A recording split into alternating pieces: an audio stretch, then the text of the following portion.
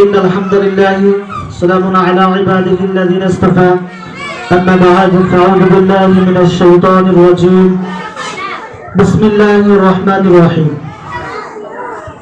সর্বপ্রথম আমরা শুকরিয়া জ্ঞাপন করছি সেই মহান মালিকের দরবারে যে মহামালিক আমাদেরকে এরকম একটি সুন্দর পরিবেশে আসার এবং বসার তৌফিক দান করলেন। সবাই আমরা মনের গভীর থেকে একবার শুকরিয়া জ্ঞাপন করি। সবাই বলে আলহামদুলিল্লাহ।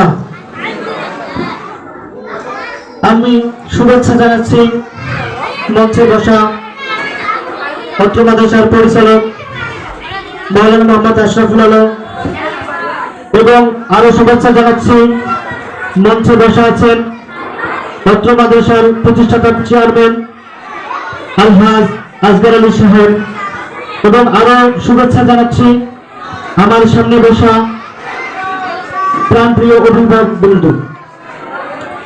তো আজকের আয়োজনটা হচ্ছে অভিভাবক সমাবেশ, আমরা সবাই জানি। তো আসলে এটা একটা দ্বীনি প্রতিষ্ঠান। তো আমরা দ্বীনি প্রতিষ্ঠানে কেন দিব, ওর কয়েকটি কারণ আমি সংক্ষেপে আলোচনা করব। তো দ্বীনি প্রতিষ্ঠানে কেন দিব, এক নম্বর কারণ হচ্ছে আল্লাহ তাআলা বলছেন, অনেক জায়গায় কোরআন মাজিদে বলছেন এবং আল্লাহ রাসূল সাল্লাল্লাহু আলাইহি ওয়াসাল্লাম বলছেন তালাবুল ইলমি ফারিদাতুন আলা কুল্লি মুসলিম। এর অর্থ হচ্ছে প্রতিটি নরনারীকে দ্বীনি ইলম শিক্ষা করা ফরজ।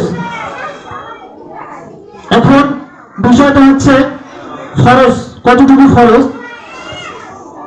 এখন অতটুকু ফরজ যতটুকু জানলে আপনার বাচ্চা পথভ্রষ্ট হবে না, যতটুকু জানলে আপনাকে অসম্মান করবে না, যতটুকু জানলে বড়দেরকে সম্মান করবে, ছোটদেরকে শ্রদ্ধা করবে, যতটুকু জানলে আপনাকে সালাম কালাম দেবে, যতটুকু জানলে আপনার জানাজা করাতে পারবে, যতটুকু জানলে অনেক বড় হওয়ার পর দাঁড়ায় পেশাব করবে না, এতটুকু জানা আমাদের জন্য ফরজ।